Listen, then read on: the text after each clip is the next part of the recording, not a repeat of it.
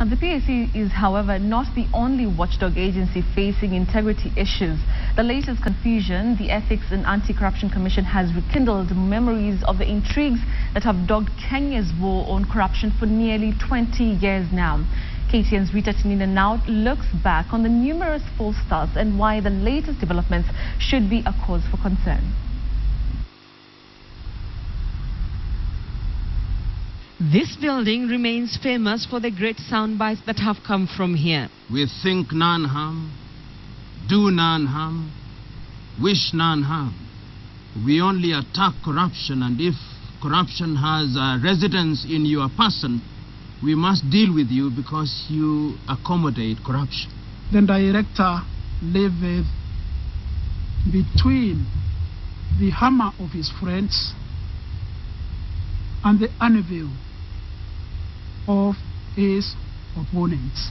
But Kenya's war on graft has been dogged by intrigues right from the beginning. It started with this man, John Harun Mwau, who in December 1997 was appointed the first director of the then newly created Kenya Anti-Corruption Authority. But the ex-policeman would soon run into trouble when he sought to prosecute 4 top treasury and tax officials over an alleged fraud on non-collection of taxes relating to wheat and sugar imports. A tribunal was quickly put together to prosecute Mwau, and in November of 1998, he resigned, sending Kenya's anti-corruption war on a spiral. It turned out that Kenya Anti-Corruption Authority had been given powers to prosecute without an amendment to the Constitution that at the time confined such powers to the office of the Attorney General. Banauriri, who gave you authority to write these things to me? Have you read the Prevention of Corruption Act? Have you read? Justice Ringera, who as Solicitor General had been a witness at the Mwau Tribunal, was later appointed as the new director of CASA in March of 1999. But on December 22, 2000, the courts finally dealt CASA a death blow, declaring it unconstitutional. With pressure mounting on the KANU government from both the IMF and the World Bank, the government appointed an anti-corruption police unit headed by a former deputy director of CASA, Swale Slim, to take over all the 139 cases that were being investigated by the authority.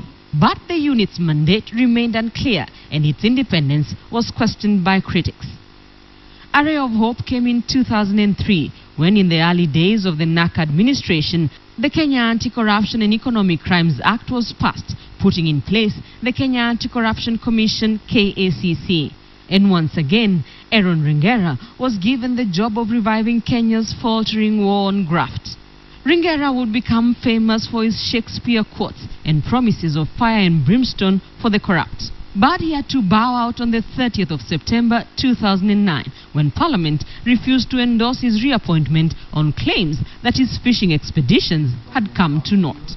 And for those who perennially complain that CAS only deals with the small fish, let me ask you to reflect on this.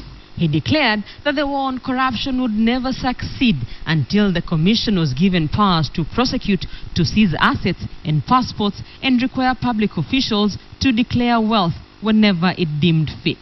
But the commission was in for more drama. Next on stage, Professor Patrick Loch PLO Lumumba. In the next 2 to 3 weeks, we expect that about between 5 and 10 high voltage files, 5 to 8 high voltage files. PLO would hit the ground running, even joining street demonstrations on occasion. But his Waterloo would come in the middle of 2010 when he declared that he was training his guns on top officials and members of parliament. Fight against corruption will be conducted without fear, favor, or ill will, for the sake of this country and for the sake of this generation and generations yet to be born. That would pave way for a fresh controversy over the appointment of Mwau as the chairperson of the Ethics and Anti-Corruption Commission.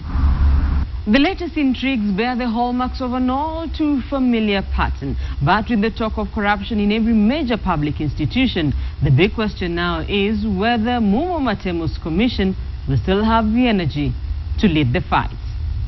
Rita Tinina, KTN, Nairobi.